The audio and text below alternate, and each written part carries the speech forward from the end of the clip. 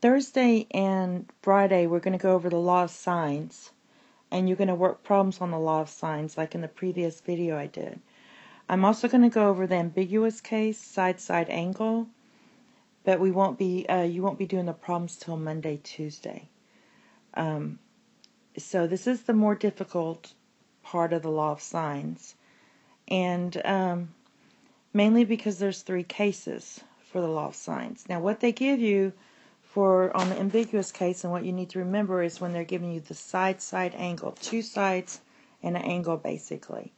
Now I drew the triangle. If I don't have this height here, and they only give me A here and B and an alpha, what happens in this case, and I'm going to go ahead and draw the height here. Just draw straight down the height. What happens is they gave you this, but they did not give you this length here. We have no idea how long this is right here. And that's the problem with the side angle. So for case 1, if it looks like that, let's just go over what this would be. If we do a sine of alpha, and we know that's opposite, so the side opposite is actually the height, and over hypotenuse, our hypotenuse is actually our B. We get the height equals B times sine of alpha. Okay, so in case 1, which is the picture I just drew, we have that A is less than the height. If A is less than the height, I have no solution. So that would be no solution, i.e. means that means no triangle. Okay, so there you go on that. And also when I'm talking about the law of sines in the 3 cases, I'm going to combine 2 different methods. If you just go by A and H here, you might get confused depending on how you label your triangle. So we're going to go over the algebra part and more the visual part together in this video. So that would be no triangle. Now in case 2, you can either have, and I'm going to draw it again, you have something like this, and they give you the alpha and the A and the B here. That's if you draw it this way. I'm going to put that height here, straight down, make a right triangle. Case 2 would be 2 possibilities. So in case 2, I could have A equals H. And again, we do not know how long this is, but if A equals H, then basically you have a right triangle. You could actually use SOHCAHTOA at this point. And the other part is that A could be bigger than B. Now if A is bigger than B, I'm going to draw this differently. So there's my A, and I have to draw A, B bigger, so I'm going to make it longer here. Does that look longer? And then again, we don't know how long this side is because they're just giving us alpha. And of course I made a mistake, and this should be A on this side and B on this side. I'm going to draw the height here. Alright, so A is bigger than B, and in this case we have one solution, which would mean one triangle. Okay, and the last case is case 3. Case 3 is where A is bigger than H, like we had before, case 2. However, it is smaller than B. So when I draw my triangles, like I said before, I tend to just draw a generic equilateral triangle because I'm labeling it anyway. I don't care. I'm going to draw some height here. And here's my height. And I'm going to call this alpha again. So this would be A. This would be B. And this is no fixed measurement here. We have no idea what that side is. So in that case, if A is bigger than the H, does it look like it's bigger? Kind of. And smaller than B, we're going to have two solutions. And I'll try to explain why. Two solutions mean two triangles, which means more work. It's like doing two problems. And this is the first one we're going to work on. We're going to work on the case 3 first on this video. So in this case, what happens here is if I draw, this is like we call this the radius, and I try to swing this around, it stops here. Whereas before, if A is bigger than B, then it's going to go around and skip that point and go around that way. So, and if this is the case, since we don't know the length of this, I could have drawn my triangle this way. And in that case, my A would be here, B is here, and alpha here. Alright, and your height would have been here. Now, I don't tend to draw my triangles this way, but it could have been like this, because again, we don't know what this length is here. So, we could have, in the way the book does it, they draw the triangle together. So, your triangle could have either looked like this one, or it could look like this one. Okay? With the height being down in here. That would be two solutions. So we're going to do case 3 first, because that's the one you're going to have the most problems with. The other two are easily determined. Again, this is just a generic formula for A being in between the sides of A being bigger than H and smaller than B. Depends on how you label your triangle and all that. So let's look at case 3 first. Case 3, we have A is 6, B is 8, and alpha is 35 degrees. Now, I'm going to draw it like I normally draw it. I'm going to draw it where B is longer. So this is going to be my B8 here. Then my A is a little smaller. Does that look smaller? Okay. Looks like to me. So that's 6. We don't know what this length here is. No fixed measurement here. We have no idea. And then I'm going to call this 35 degrees here. And I want to go ahead and put in the height. You don't have to. So we know here that 6 is smaller than 8, and it's going to be bigger than my height, if you know that. And that you can easily do that with SOGATOA. Alright, so what we're going to do first is use our sign of alpha, because we have the alpha and the A. Alpha and the A. So I know I can use sign of alpha over A. Now, I'm going to go ahead and get beta, and beta is going to be the side across from here, or the angle across from there, so that's beta. So we know that I'm going to use sine of beta over B.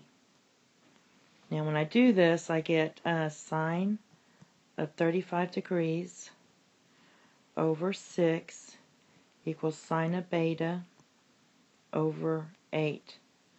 I'm going to cross multiply, and I get 8 sine of 35 degrees over 6 equals sine of beta. Now, you have to do the inverse here. So you take the inverse of both sides to find beta. What I suggest you do in the calculator is do this part first and then take the inverse. I can hardly write it on here. And so beta is going to give you, sine of beta is, this whole part right here is 0.76. And then when you take the inverse of it, sine inverse, you're going to get 130.1. Alright, so in this case, I have beta. I'm going to draw it here. again, this would be 130, 35. And if I subtract this from 180 here, I get, what is this going to be if I subtract? 130, that's 160, that's going to be about, I don't have the little thing, so this would be about 14.9, or 14.9, this is 30.1. Okay, so, and then I have to find all the other sides. However, what I'm going to do is I have that beta, I'm going to call it beta 1 for triangle 1 equals 49.9, and I'm going to let beta 2 equal 180 minus 49.9, which gives me 130.1 degrees. So, since I can form two different triangles, for example, I can call this one, this would be 35, this one is 130.1, so this would be the 14.9. Or I could have drawn the triangle this way and gotten 35 degrees, 49.9, and I would have gotten here 95.1. Okay, and then if I do the sides here, this would be 2.69 after I use the law of sines. And this part, if I do this triangle, this would be 10.42. And still, this is 6, this is 8, this is still 6, and this is 8. So in this case, we have two solutions when we do the problem. Again, we're going to do this problem in class and go over it much more. So if you're having problems with this, just wait until Thursday, Friday, we'll go over this. Okay, let's go over the case. And let me go back real quick because I know I made a mistake here. So on this side, this should have been what? 49 here. Alright, so this would have been 49 here. And then this would have been 95.1.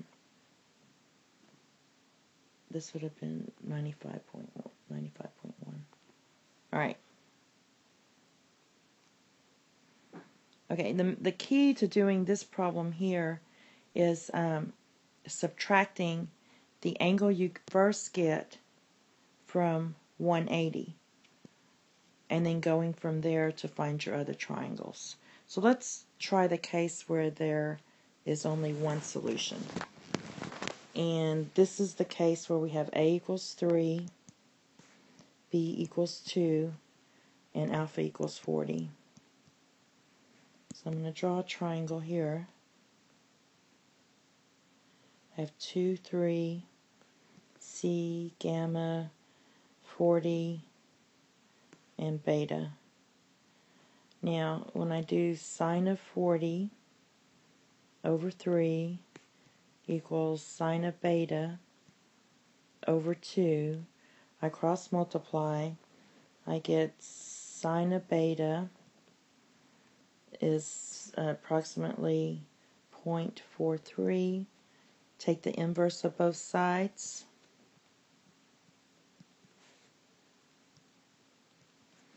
And we get beta equals 25.4 degrees. Now, let's look at what we did from the first one. We had two solutions. What I'm going to do is find out if we have another triangle. And when I do that, I'm going to check beta 2. So beta 2 equals 180 minus beta 1. And when I subtract 25.4 from 180, I get 1 154.6 degrees. Now, let's look at that if I did that. We know that if I put, I'm going to do beta 1. Beta 1 is right here. I'm going to draw that triangle. This would be 40. This would be 25.4, sorry. So that means that my gamma would be 114.6 degrees. Okay? Now, if I subtract my 25 from 180, I get 154. Now let me draw that one. That one would be something like, drawing it like this, where this angle would be what? 154.6. And we still have 40 here. And this is still 2 and 3. But in this case, this doesn't make any sense. So this means that we're going to go back to case 2. This means that my A is bigger than my B. So this side was bigger than my B. So let's go back and look at it. Okay, do you see where 3 is bigger than 2? So if you notice that and you draw the triangle properly, then you wouldn't have had to subtract. So there's two ways to do it. You can subtract and do it algebraically, or you could have noticed it visually. So in this case, I only have one triangle, or one solution, and you can fill out the appropriate information. So you can figure out everything from there. Now, one more case we have is the no solution one. We have A equals 2, C equals 1, and gamma equals 50. So I'm going to try to draw this. I'm going to let A, my gamma is 50. My A is 2. I don't have my alpha. I don't have my beta. And my C is 1. Okay. Now, in this case, what I'm going to do, I'm going to go ahead and use the gamma because I have C and gamma. So sine of 50 over 1 equals, and we can try, let's try the alpha, sine of alpha over 2. And what we get is 2 sine of 50 equals sine of alpha. And we get 2 sine of 50 equals 1.53. Okay? Now, let's recall on our inverses. If I take the inverse of both sides,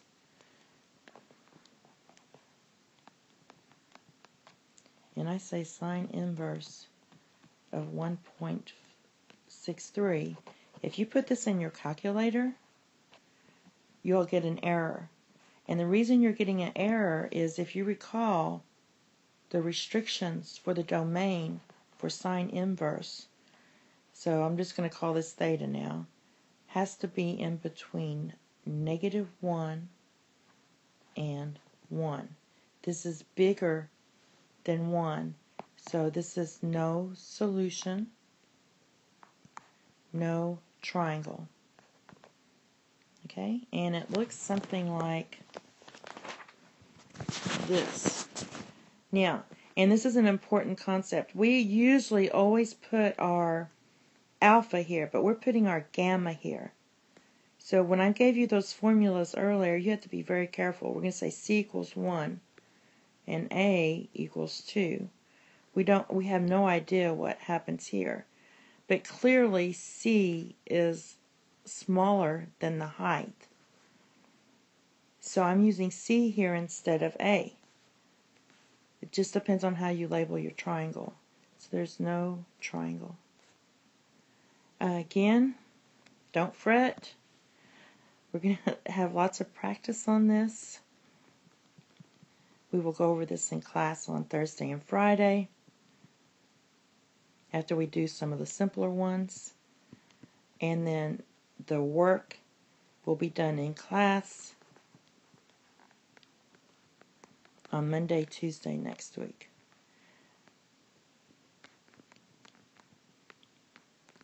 Also, you're welcome to come for tutorials if you want to start on it a little earlier. Okay?